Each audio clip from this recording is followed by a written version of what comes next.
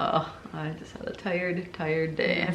And after we've been to the splash pad, and Abby doesn't want a nap, and she pooped in her swim diaper, and then also pooped during her nap. She had to change her diaper, and she went to sleep. And actually, this is perfect, Diana. This actually ties in perfectly to what I would like to talk about today.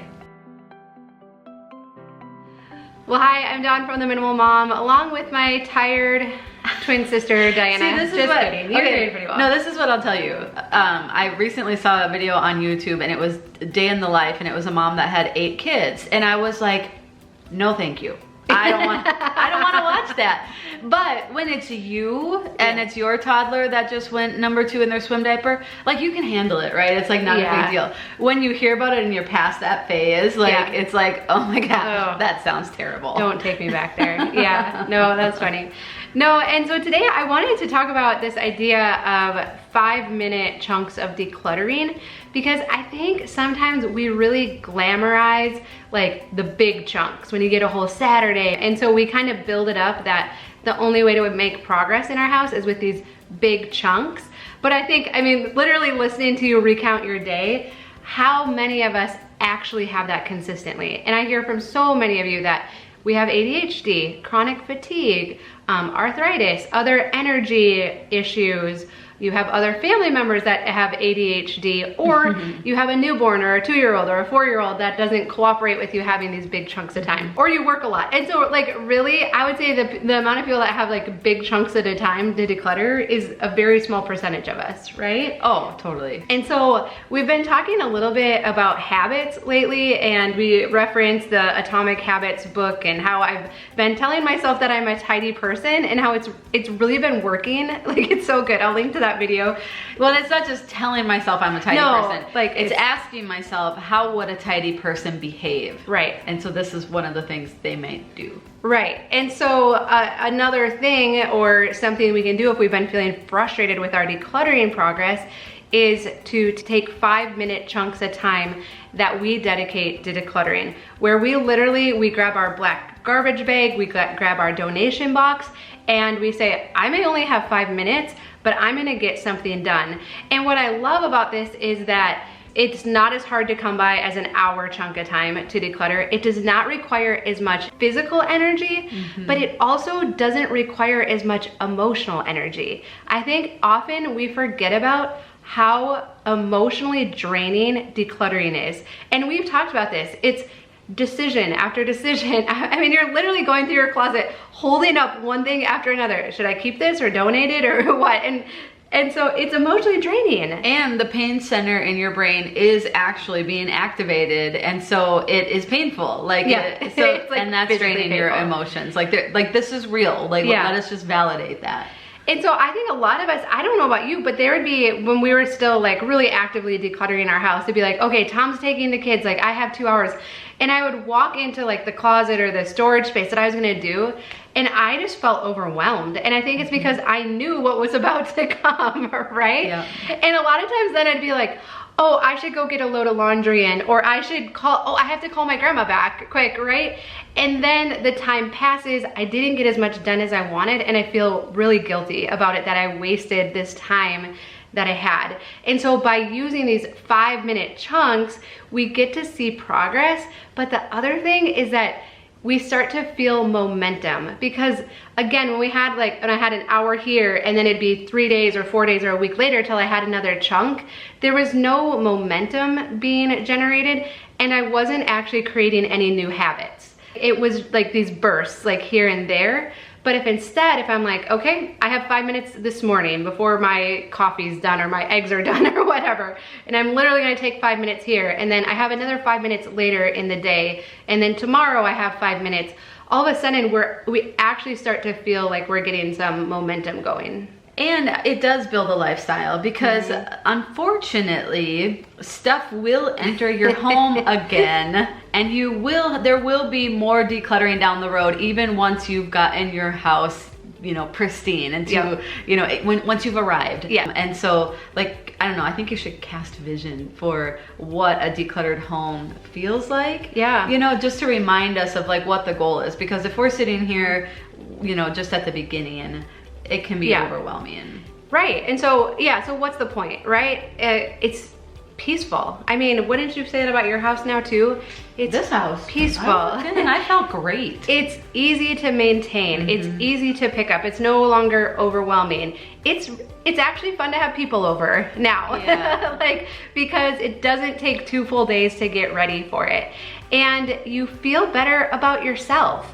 I think the other thing, when we kind of like let the days go by without actually making any progress in our house, is we don't think good things about ourselves. We tell ourselves we're lazy, that, or we're disorganized, or we're never gonna get it done. And it is amazing then too, that like even with this 5 minutes, all of a sudden, I feel like I'm back in the game. I'm not a bystander, like I'm doing something in my house to make it better. It might not be a huge noticeable difference, but I'm actively doing something that's making my house better. And so it feels so much better to like be like active or to be doing something than to kind of like just be sitting on the sidelines or like scrolling social media and feeling worse about ourselves. I hate that. And so it does take time, it takes energy, but it is one of the most worthwhile uses of your time, I think, that you're gonna find. Well, and the fact is we're just home now, you know, and it doesn't really look like maybe things are gonna be changing in the immediate future like we were hoping. And so, as you know, as we've just been kind of walking with everybody through this, you know, we get the privilege of hearing from all over the world actually right now. It just felt like there was just such a moment right now for us to just go on a spiritual journey together. So we're really excited. We are gonna launch our first online Bible study, and so I'll be leading that. It's called Grounded, Dismantling Fear. Did I mention I didn't get a lot of sleep last night? I'm totally leaving this in, by the way. Okay, it's called Grounded, Dismantling Fear.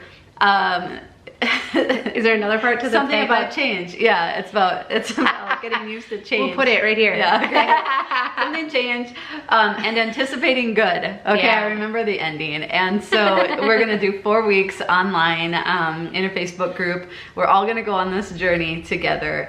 And one of the biggest things that I feel like has happened during this time, I feel like we all have kind of gotten caught.